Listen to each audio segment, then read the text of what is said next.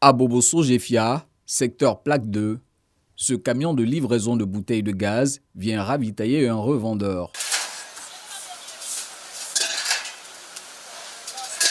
Après une demi-heure de déchargement, Diallo constate avec joie qu'il pourra cette fois satisfaire ses clients qui se plaignent de plus en plus de l'esthétique des bonbonnes. Ils disent ça c'est trop vilain, on n'a qu'à changer. Je dis c'est pas de notre faute. Ouais, c'est comme ça on nous donnait, ouais, mais comme les nouvelles bouteilles sont venues, vraiment c'est bon. Cap sur un autre lieu de vente pour une soixantaine de bouteilles à livrer cette fois. Peu importe le nombre à décharger, à chaque escale, ces ouvriers s'appliquent à la tâche comme recommandé. L'autre monte, il te donne, tu déposes sans problème. Quand c'est comme ça, la bouteille a une durée de vie encore plus intéressante. Donc quand on jette vraiment, c'est pas conseillé. Mais ce qui est conseillé qu'elle a. Une personne te donne, tu déposes sans problème, c'est interdit de jeter même carrément. Interdit de jeter au risque d'endommager la bouteille de gaz et causer ainsi un risque d'incendie pour l'utilisateur final, ce qui est récurrent. En 2021, le groupement des sapeurs-pompiers militaires est intervenu 237 fois pour ce type de sinistre, 374 fois en 2022 et déjà 71 fois de janvier à février 2023. Un phénomène nouveau pourrait alourdir le bilan.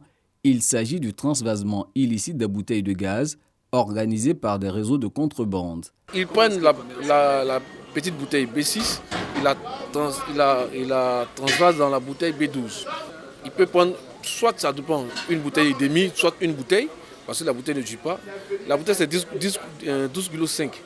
Mais quand ils transvasent, ils mettent peut-être 7 kg, 8 kg dedans. Ils vont revendre aux clients. Ils revendent aux clients, par exemple, au revendeur à 4 000 francs la bouteille.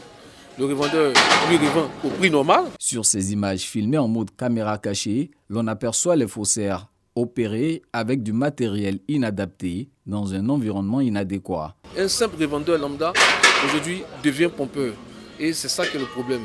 Ils sont aujourd'hui dans toutes les localités. Et si on ne prend pas garde, vraiment, on n'aura plus même de distributeurs légaux, mais on aura vraiment des concurrents qui vont s'installer et puis on verra qu'on va assister aussi à certains dégâts. Ces dernières semaines, les dénonciations de ce trafic illégal et dangereux sont légion sur les réseaux sociaux, de même que les opérations de démantèlement menées par les forces de l'ordre.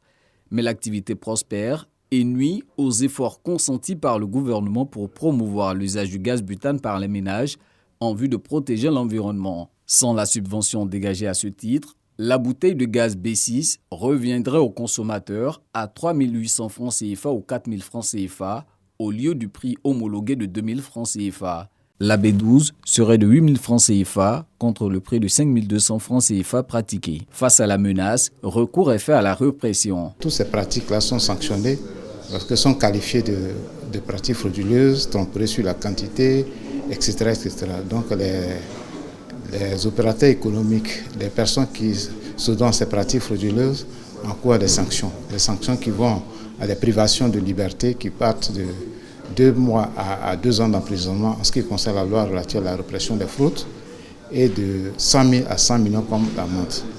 Pour ce qui concerne la loi des produits pétroliers, vous avez des peines qui vont jusqu'à 500 000 francs de fait que bien entendu la saisie de tous les biens qui ont servi à commettre toutes ces infractions.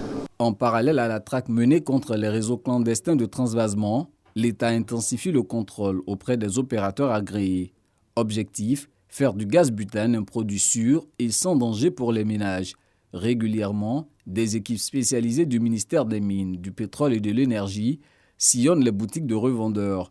La mission, inspecter chaque bonbonne de gaz en lui faisant subir un test d'étanchéité. Conformément à la réglementation ivoirienne sur les équipements sous pression, ces bouteilles sont testées chaque 5 ans. Chaque 5 ans, la bouteille doit passer une épreuve hydraulique.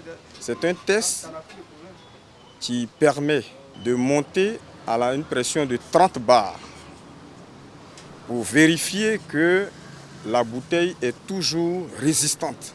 Une bouteille qui tourne dans un quartier, parce qu'il y a un centre de transvasement clandestin qui est là. Cette bouteille-là n'arrivera pas à temps au centre remplisseur pour être requalifiée, c'est-à-dire retestée. Il faut rappeler que pendant les tests, Si l'épreuve est concluante, c'est-à-dire si la bouteille a prouvé sa capacité à résister, donc elle devra resservir, on doit changer obligatoirement le robinet ou le clapet. Donc c'est un clapet neuf ou un robinet neuf qui est remis sur la bouteille. À l'issue du test, s'il est constaté une fuite de gaz ou tout autre dommage dangereux, les bouteilles non conformes à l'usage retournent chez l'opérateur commercial pour réparation avant de subir à nouveau un test d'étanchéité. Si le test est concluant, les bouteilles concernées sont remises sur le marché. Dans le cas contraire, elles seront détruites pour éviter toute réutilisation, ce qui représente un manque à gagner pour les entreprises obligées de fabriquer de nouvelles bouteilles pour satisfaire la demande.